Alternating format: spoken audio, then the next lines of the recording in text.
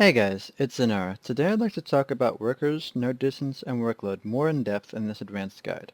First I'd like to talk about how I personally got all my workers. It's taken me weeks, if not months, to get all my workers to professional and artisan.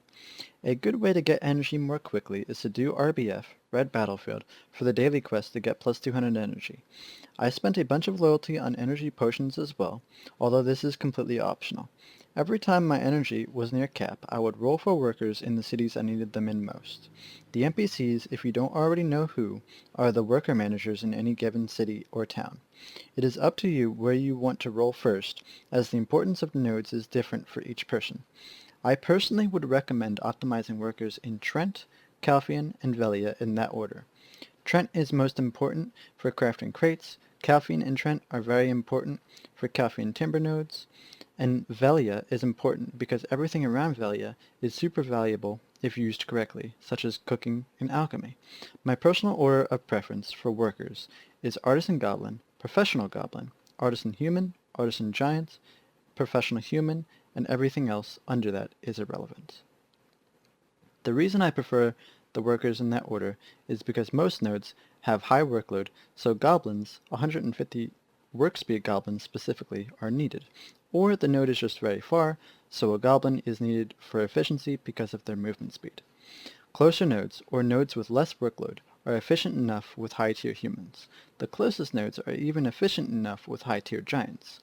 Goblins work the fastest, move the fastest, but have the least stamina. Humans are the middle ground for all three, but have high luck, although recent data has been leaning towards the theory that worker luck has little to no effect. Special thanks to Bowser for the data on that. Lastly are giants, which work the slowest, move the slowest, but have the highest stamina capacity. Every 5 levels, a worker gets a random skill, as you can see here by hovering over a worker. At level 30, it learns its last skill, and every 50% EXP past that, you can reroll skills on the worker. To reroll skills, the worker needs to be level 30 and idle. You then click on this icon here and choose which skill you want to reroll and hope for the best. For a complete list of worker skills, I'd recommend checking out Bowser's website Black Desert Analytics. Every 10 levels, your worker can go through a 24-hour promotion trial, which you can send an idle worker to by clicking here.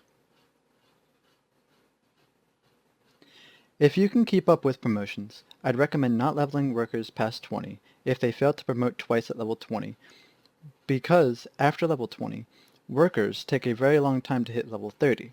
I have a lot of workers, so for me, a lot of workers end up hitting 30 because of the rest that are up for promotion before I can or need to fire them for new workers.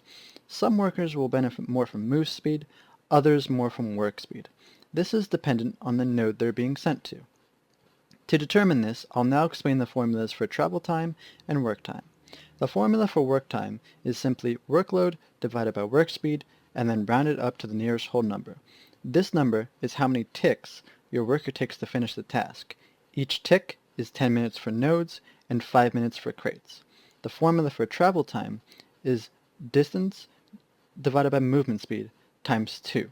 Travel time plus work time equals the cycle time. Note: travel time is in seconds and work time is in minutes through these formulas.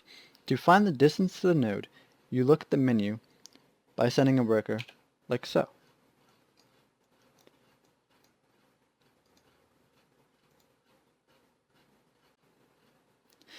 Same to find the true movement speed and work speed, as these two can differentiate from what's shown by hovering over the worker itself. Note: some worker skill descriptions are wrong and give more or less than the value it says. Lastly, I'd like to talk about skills you'll specifically want to keep on your artisans in Trent for crating. These are plus 3 timber or plus 3 ore packing and thrifty. Packing skills produce plus 3 crates per craft, but take the same amount of materials as plus 3 individual crafts would take. Thrifty skills have an X% chance to return a Y% material for crafts that take 10 or more of one material per craft. This means that thrifty skills will only give materials back with ore or ingot crates, but not timber crates. A link to the worker portion of Bowser's site will be included in the description below. That's it for this video. See you all next time.